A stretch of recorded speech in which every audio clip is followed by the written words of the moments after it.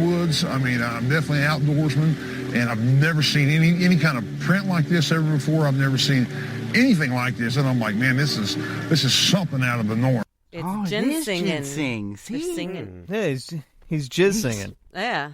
No, get that filth out. He's he trying said to. First I was looking out for ginseng, and he straight up said it, and then he said he goes ginseng. That's what the guy was doing. He was Look, I know we're supposed to be talking about a 15 inch foot of a giant grass man, but I want to know what ginsenging is, and we got it. That's what it is. Looking for ginseng. You ever gone ginsenging, Brendan? Obviously not, right? No, I've never gone ginsenging, but I've met people who have. I've met people who have, and it's actually the Native Americans used to look for a lot of it too. It was like an herbal remedy adventures for a lot of ailments. Isn't it like illegal to go wild forest? Just like they described in the folklore.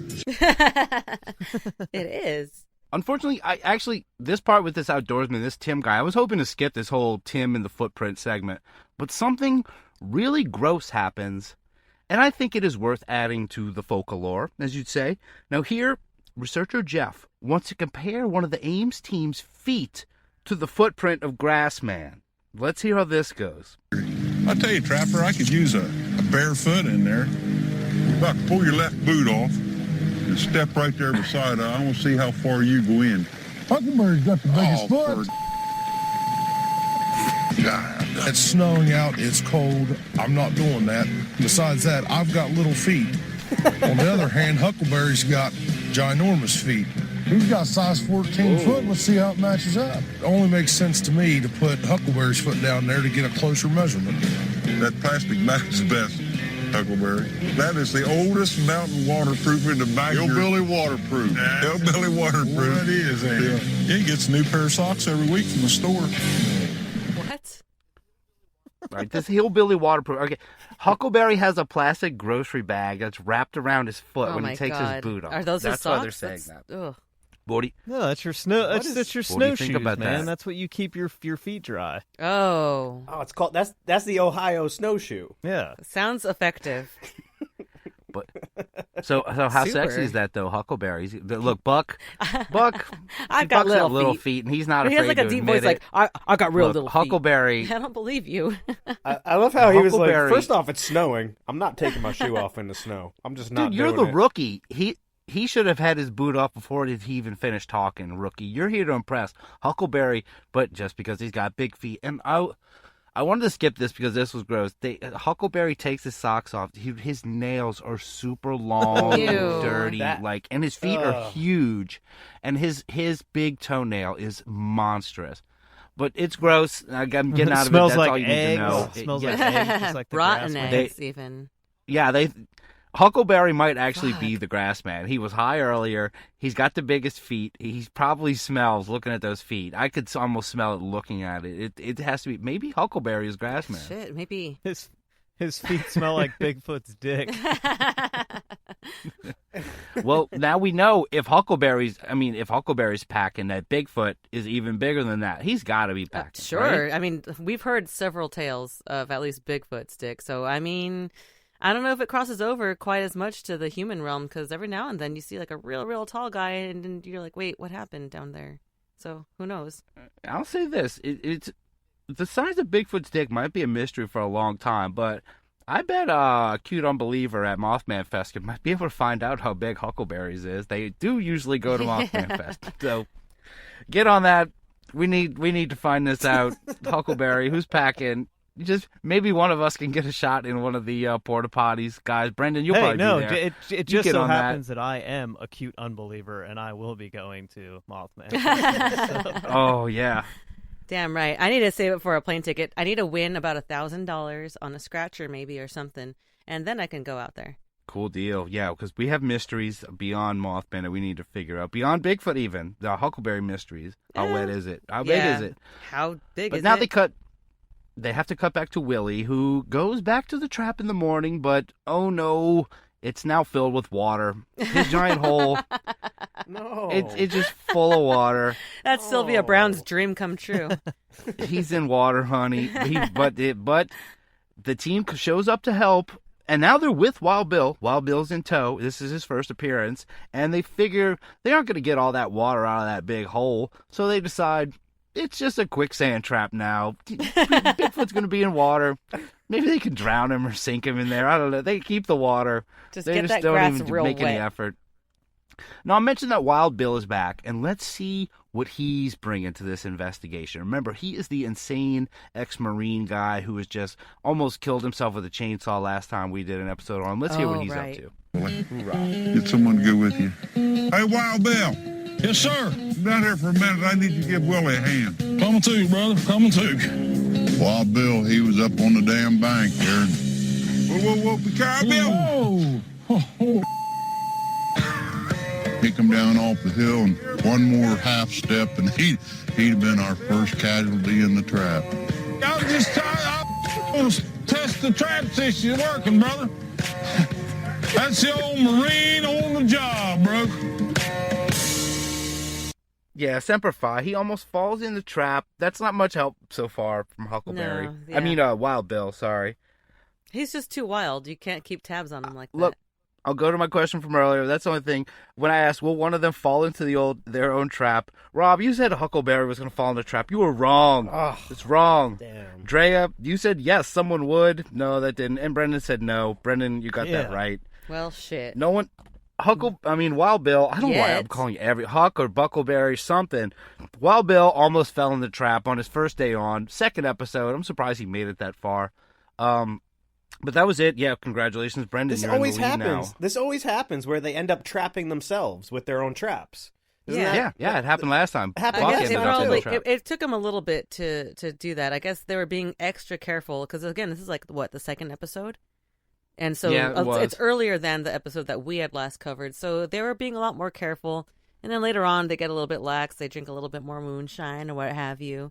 There's definitely a pattern down. there, though. There's definitely a pattern of them almost catching themselves in their own traps. Which I wish it would happen more. Buck is billed as the rookie in this, but it is the seasoned Marine that has almost fallen in. And he plays, I was just doing the old Marine, check and fall in the trap. Hoorah! I almost fell for it. It was part of his whole plan, really. Becoming bait. Yeah, but unfortunately, I guess luckily the other guys do actually have a plan, and they do something here that's actually very, very smart. It's something you would think to do every time. Let's hear. I'm going to hang this trail camera here, so if he comes any place near here, we'll have photographic proof of it, that he was actually here. Get him one way or the other. Oh, yeah, we'll get him one way or another. That's smart. A camera. Finally. An actual trail camera to hunt a monster. Didn't they set up some kind of camera with the Sukaloo, or it was like a video? The Sukaloo was made them all disappear. Or did we get mad at them because they didn't? I think they didn't try, or they couldn't do it right, and I also get them a little bit confused with the Beast team of the Grunch a little bit. So I'm trying to break it. Oh yeah, that's true. That's probably what I was thinking of. Whoops. It was them. If they would have just put a camera on that pen that caught the Grunch and then it ate the chicken and got away, that would have been case closed. They would have had evidence, and so I'm giving props to Mountain Monsters for doing something smart and actually putting a camera on something mythical and monstrous that would change the world that you're trying to investigate. Good. Doing the bare minimum. Yeah. Props. Yeah. So now it's go time, though. The research is done. The tracks have been measured. The water hole trap is set. It is time. Let's go. Okay, guys, tonight's the night. I'm going to split us up. We're going to work this little field down through here, this little bottom. Willie, I'll give you a walkie-talkie, and I'll keep one. Pay attention. And then listen. Bill, don't get rambunctious. So I want to put him in that trap. Yeah. It's time to split up. You guys go down by the river, and we'll head down this way. Yes, sir. Be careful. Have a good hunt, guys. Yes, and sir. a little warning for Wild Bill. You heard that? Yes, sir. Well, why do they have a guy like Wild Bill, but he's not supposed to be rambunctious, as he says? You have... Here, I have a guy, he's a total loose cannon. He's this ex-Marine guy. He's insane. He's really rambunctious, but please just don't be rambunctious. His name is Wild. It's like when you have a really gigantic guy and you name him Tiny. It's funny. Like, oh, okay, here's Mr. Serious, but let's call him Wild Bill. Like Little It's the same reason they have. Yes, exactly. It's the same reason they have a guy named Trapper who's not in charge of doing the traps. Exactly, and he traps himself. It's like, well, there you go. I guess. That's true. And they have This is a guy named Buck who is supposed to be game down of to irony. what he doesn't. Yeah. Yeah, something like that. But it doesn't take them long because, of course, they're the mountain monsters, or the Ames team, to find the monster's trail. I mean, these guys, remember, these are professional cryptid hunters, so that's not a surprise, right? Let's go. Yes. Oh, right here's one too, Bill. Right here, I got a left footprint going that way. Well, hey, get on that radio and tell Trapper we definitely got confirmed tracks down here. Hey, Trapper, I got some real big footprints right here headed west, right along the creek bank. Moving this way. We're right on Creek this of the path. creek. We need to be moving up this way. We need to get moving and push him right towards that trap. We're going to go ahead and see if we can't push him back out around between us. Be careful, Willie. Be careful, I'm telling you. After these things are trying to draw us into something, I believe. Well, we're going to hold fast right here. Willie and Bill and Buck's on a hot trail. So we'll let them follow it up and see what happens.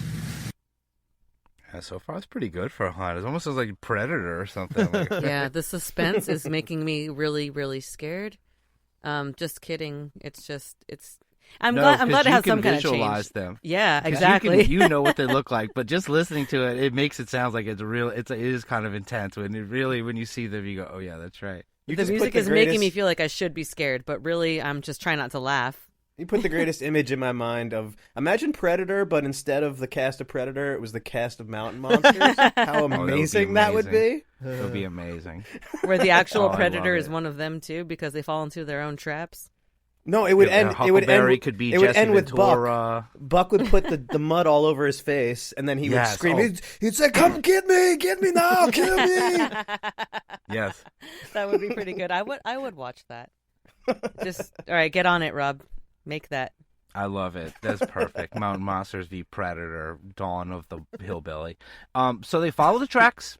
Because they found tracks, and they find something remarkable in the thick woods. And Brendan, you got to confirm if you're finding these kind of things in the woods. What the hell? That's an old house. Yeah, hey, Trapper. I'm in the middle of nowhere. There's just an old abandoned house.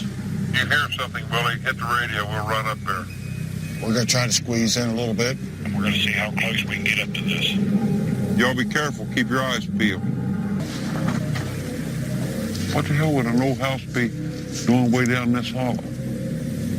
Well, down in here, probably an old moonshiner. Build him a shanty down here or a house, Wait. We're going back to the shanty debate. Is it a shanty or a house? So they find a house. This is not a shanty, Jeff, researcher. They found a house in the middle of the woods. Is that a thing in Ohio that like old bootleggers just had these houses like way deep in the cricks of the hills? Yeah, they had those and like hunting cabins. My aunt and uncle, they owned like 46 acres. It wasn't that far south in Ohio, but we used to venture back in the woods, and there was this old log cabin that was falling apart that was back there. Was a shanty? No, it was a cabin, but there was also a property across the street that had a shanty. It was a shanty. Right. It was built out of a bunch of like shit. That's pretty trash. Cool.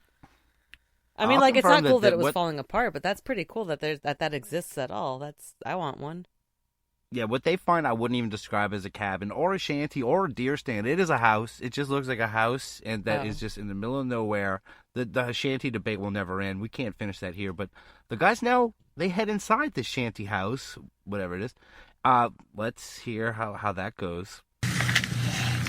Me, Willie, and Wild Bill are going to go into this house looking for this creature that is real territorial, and it's 1,000 pounds, 8 or 9 feet tall. Not only is this grassman big and strong, he is a very intelligent creature, but that's the reason we all carry weapons. That's the thing's nest. You look, there's... He's gone. Yeah, right here's his exit, too. Trapper, we just entered this old house right here, and I'm pretty damn sure we just found a hell of a mess right here. There's a big breakout in the backside here.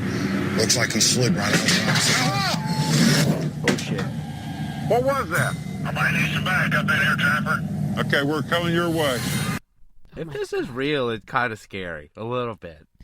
I'm scared no matter what. I always worry about them. What are you talking about? That would be terrifying. Why would Grassman be in a house, though? We've never heard of him going indoors before. I don't see why he can't. He's got legs, doesn't he? What he did was he built one of those brushy igloos in the house. That's what they find. Oh my God! That's crazy. unacceptable. That's going to bring all kinds of Well, if insects. he's an intelligent